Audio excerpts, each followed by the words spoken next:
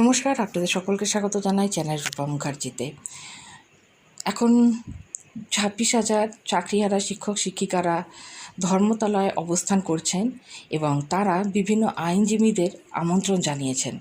না তাদের দেখার জন্য বা তাদের দেখাশোনা করার জন্য নয়, কিভাবে এগোলে ভবিষ্যতে তাদের পথটা কণ্টকমুক্ত হবে সেই বিষয়ে নানা রকম বুদ্ধি বা পরামর্শ নেওয়ার জন্যই তারা বিভিন্ন প্রাক্তন আইনজীবী, প্রাক্তন বিচারপতি এবং সকলকেই আমন্ত্রণ জানিয়েছেন। সেখানে বসেই তারা শুনতে চান আইনি পরামর্শ এবং সেই মতোই তারা পরবর্তী পদক্ষেপ ঠিক করবেন। নিয়োগ দুর্নীতি তদন্তকারী সংস্থা সিবিআইকে মেল করার পরিকল্পনা রয়েছে বলেও খবর আছে। চাকরিহারাদের একটা বড় অংশ যখন যোগ্য অযোগ্যদের তালিকা প্রকাশের দাবিতে এসএসসি শিক্ষা দপ্তরের দ্বারস্থ হচ্ছেন, তখন অন্য পক্ষ সিবিআইয়ের কাছে তদন্তে মেলা ওএমআর শিট প্রকাশ করার জন্য দাবি করছেন। প্রসঙ্গত ওয়াই চ্যানেলে একটি বাক্স বসিয়েছেন আন্দোলনকারীরা।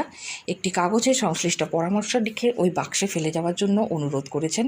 সেই পরামর্শ তারা বিবেচনা করবেন বলে জানিয়েছেন। চাকরিহারাদের একাধিক কর্মসূচি রয়েছে বলে ঘোষণা করেছেন তাদের একটি সংগঠন যোগ্য শিক্ষক শিক্ষিকা ও শিক্ষাকর্মী 2016 ঐক্যমঞ্চ।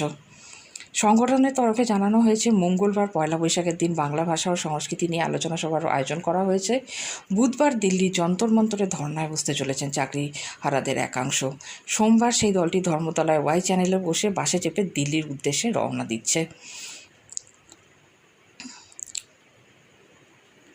পরবর্তী কিছু পদক্ষেপও তাদের রয়েছে। তাদের সম্পর্কে আরও কিছু তথ্য পেলে আপনাদের সাথে শেয়ার করব। আজকে এই পর্যন্তই। ধন্যবাদ, নমস্কার।